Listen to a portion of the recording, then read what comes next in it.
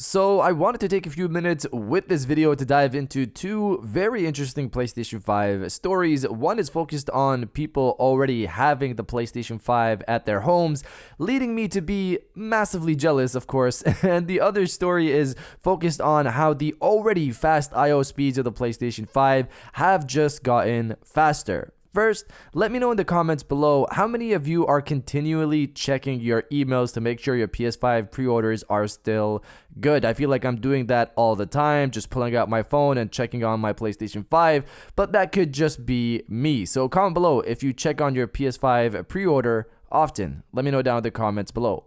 Now, diving into the first story of the video, PS5's supercharged I/O that will place it as the highest data loading mass consumer device on the market.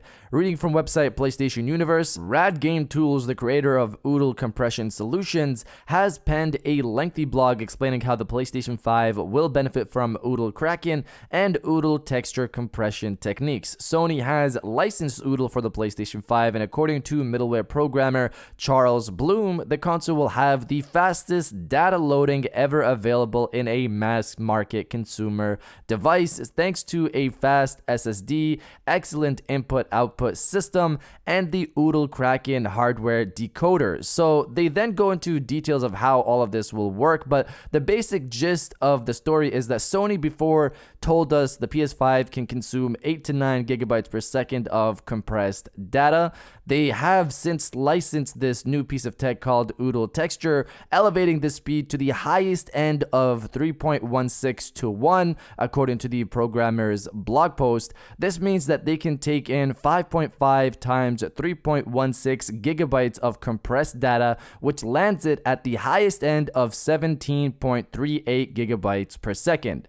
They state that they expect the average for future games, since launch PlayStation 5 games have already finished development at this point, to be at a ratio of 2 to 1, meaning about 11 gigabytes per second of compressed data. So using Oodle Texture and Oodle Kraken, they can go up to the highest of 3.16 to 1, and the number comes from an actual recent game example, as the programmer points out in the blog post, but they expect the average in the future to be 2 to 1. This also means that you can store more games in your SSD. According to the blog, say a game is 80 gigabytes uncompressed. Compressed at 2 to 1 ratio means this game will now only take 40 gigabytes of space on your SSD. So originally it was 80, now it's just going to take 40. So all of this comes down to more freedom for designers again and developers, elevating even further the restriction of loading speeds, meaning even more detailed worlds, even better,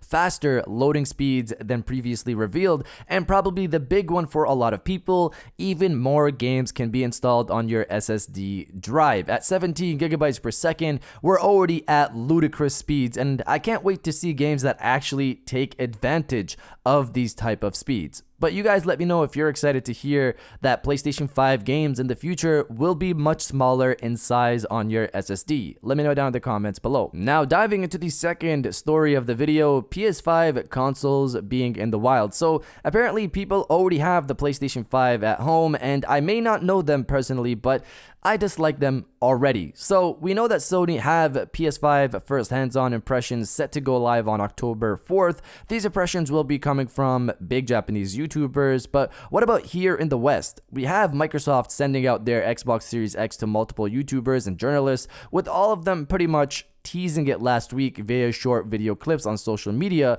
So what does Sony do as a response to this? Get famous rapper Travis Scott to take a picture of himself sitting in what looks to be his theater room with a full-blown white screen to obviously or possibly hide whatever he's playing, with a focus on the DualSense controller just lying there on his lap, along with the caption, "I will be playing until the sun up."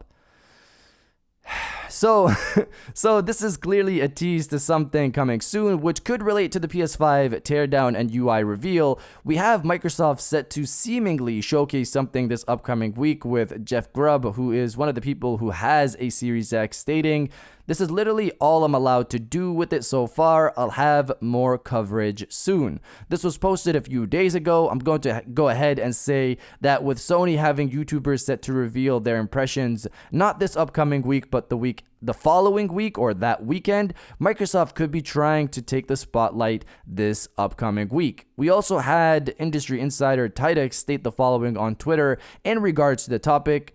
"Funny how people think Travis Scott is the only one with a PlayStation 5 at home. So it seems more people probably have the PlayStation 5 at home, which has me insanely jealous again. But if Microsoft is going to reveal more this week, then Sony might have their teardown and full UI reveal the following week, along with the first hands-on impressions of the PlayStation 5. Of course, we'll have to wait and see on that, but you guys let me know if you're jealous that people already have the PlayStation 5 at home. Let me know down in the comments below. If you guys did enjoy this video, please hit that like button, as it always helps, and subscribe if you're new. I got new videos every Monday, Wednesday, and Friday, and now I'll check you guys out on the next one. And welcome back to the after show. This is the part of the video where we have a little fun down in the comments below. If you're old, welcome back. If you're new, welcome. For today's thing, what I want you guys to do is to body, obliterate, destroy, and overall harass the comment section with "Can I have one too?" Obviously, this is relating to people having PlayStation 5s at home and all of us being jealous of them. So if you're on the same boat, destroy the comment section with "Can I have one too?" And I'll definitely heart those comments like I always do, because I appreciate everybody who stays to the end of my videos. And now I'll check you guys out on the next one.